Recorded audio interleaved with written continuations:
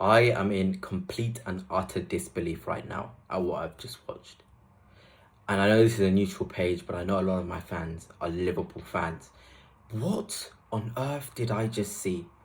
I think, that performance really was an eye-opener to the poor strategy of the ownership.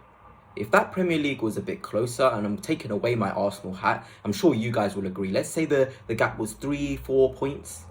Would you guys, Liverpool fans, be confident after watching that performance? I know Arsenal haven't got a striker, and it makes it really, really difficult for them to have any momentum as well. But it would be absolutely disgusting that Liverpool walked away from that January window without any reinforcements if the gap was closer and Arsenal did go on to win the league. And I don't want to be too critical on Liverpool because Newcastle were absolutely fantastic, absolutely brilliant from a man. Every player from Newcastle was brilliant, from Joe Linton to Isak to Burn to Pope. Every one of them were really good. And sometimes you just got to admit when a team is playing better than you. But when you saw Liverpool string a couple of passes together, build up a bit of momentum, sustain attacks, they looked dangerous. So it can't just go down to how good Newcastle were, but how ineffective Liverpool were. And I feel like this is one of those games where maybe, can we look at Arne Slot in terms from a tactical standpoint? He did really struggle to impose his philosophy on the game. A couple of poor individual performances along the way for Liverpool as well. But, we can talk about that tactically, but I feel we shouldn't be too harsh on Liverpool from a Liverpool perspective because they've been absolutely fantastic. And I feel like people should come out this game with more praise towards Newcastle, although I do feel like Liverpool at their best level would deal with the way Newcastle played and the intensity Liverpool that Newcastle played with. It almost felt like a game which was at St. James's Park. I think from minute one, you have to settle the game. What game is this going to be? Is it going to be like it's Anfield, Liverpool have control, like they battered Newcastle in the Prem? Or is it going to be one of those games at St. James's which is full of energy, emotion and passion? And that's what sort of game it was. And that's the reality of it. And you look on the pitch, you have one striker, Alexander Isak. Look at that, 81 minutes played. He had 2 shots on target, one of them's a goal. You then look at Jota, ineffective, completely ineffective. 57 minutes played, 16 touches in a centre forward role. You cannot have that. Isak only 19, but all of Isak's touches are effective. And that's where Liverpool really need to recruit. If you swap the centre forwards around today, I feel Liverpool come away with the win. I really, really do. And you also look at Diaz there, ineffective. I've been talking about Luis Diaz quite a lot, and a lot of Liverpool fans have been like, I've been a bit too cruel on him from a neutral perspective. But it's games like this where the game's going against you. Can you pick out a moment of brilliance, Luis Diaz? Can you find nice pockets of spaces? Can you impact the game? And he just doesn't.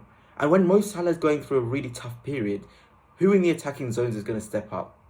We saw Chiesa come off the bench today, who I thought was absolutely fantastic. I really do. It made me think, why is this guy not getting more minutes on the pitch?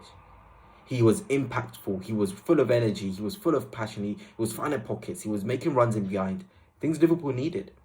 And you just think that finish was fantastic. From a player who hasn't played a lot, he looked so good. So hopefully for him, for his sake, it means that he'll get more minutes going forward. But it really does beg the question, even in the midfield zones, we saw Gravenberch put a centre-half. We saw Jones at centre-half. There was so many different tactical changes within the game, almost too many, which confused the team. To the point where Arne just said, okay, let me just throw in a multitude of attackers. But even then, I was like, wow. I was really, really shocked. We can look at the Newcastle point of view, because, of course, want to stay neutral. Joe Linton, I think, was probably one of the man of the matches there. 7 out of 9 ground duels won. 2 out of 4 aerial duels won. He was everywhere. Forwards, defensively.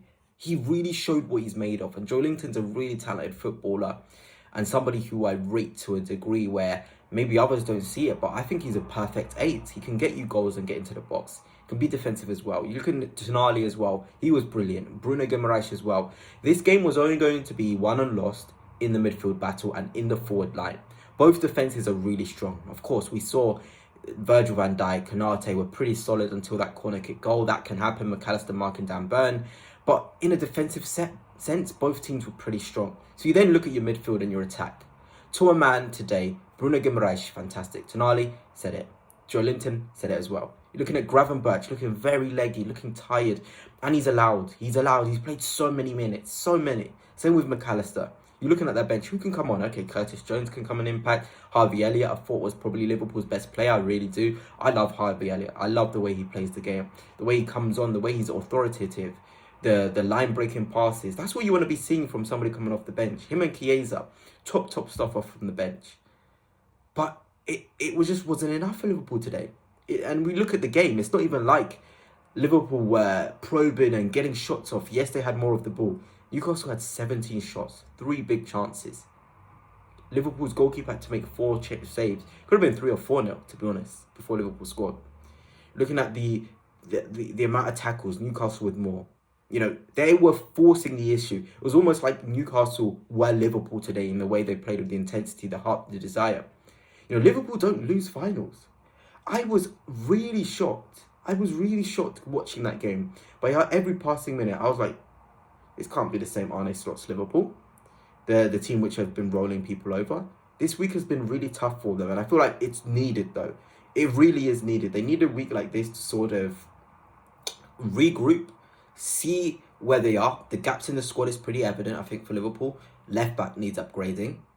Right back definitely will need upgrading if Trent goes, if Trent leaves. Regardless of that situation, I feel like, yes, Bradley can do a job, but the injuries have been really catching up to him for the past 2 seasons, but he's a fantastic player. Looking at the centre forward role, absolutely, they need somebody to come in there. Saw Alvarez being talked about. We'll talk about that in a later video. Isak, of course, it was fantastic for Newcastle today. Then you look at the left. Who is Ife Gakpo? He just doesn't look fit at all. Chiesa, does Arne Slot trust him for another season? Luis Diaz, he seems like he wants to go to Barcelona. There is a big rebuild needed. And this Premier League title is brilliant. It's a fantastic achievement. One of the best achievements for a manager to come in and straight away win a Premier League title. But Liverpool fans, Liverpool manager, Liverpool board should not let this gaslight them. Because Liverpool, you want to be a team which is constantly winning titles, season on season on season. And you're not going to do that if you see this title as the end and, okay, our squad is good enough. You need to invest. You need to bring in players. You need to build for the future, the present. You need to really see this title win as an alarm to spend more and get players in who can impact the team now and in the future. And that's the honest sort of the thing about it. And this week really opened the eyes of many people, I think, in terms of what Liverpool really need to be doing. It really did. But anyway, let's have a little look at what Liverpool's fixtures sort of look like now. Everton at home, it's got to be 3 points. It's got to be 3 points. Because I'm now thinking from a Liverpool perspective, Arsenal play first against Fulham. They get those 3 points. Who knows? If they win that game, they get the 3 points. Liverpool don't win against Everton. The gap could be 2. It could get cut by 2 points and then it's 10. Liverpool go away to Fulham. Tough game there. Tottenham, weird. They sometimes play well. Chelsea, you got Brighton away as well. You got Arsenal to come as well. Liverpool cannot have the gap any less than 6 points. Come the Chelsea game. Come the Arsenal game, sorry. They cannot go into the last 2 games of the season with the gap being 6 points. They've got to keep it. It's got to be 9, 10, 11, 12. I don't think Arsenal can win multiple games in a row. So Liverpool really have a job on them. And I think they'll win this Premier League comfortably in the end. But it's warning signs that Liverpool need to spend to be able to sustain and become a team which is always going to win a Premier League title.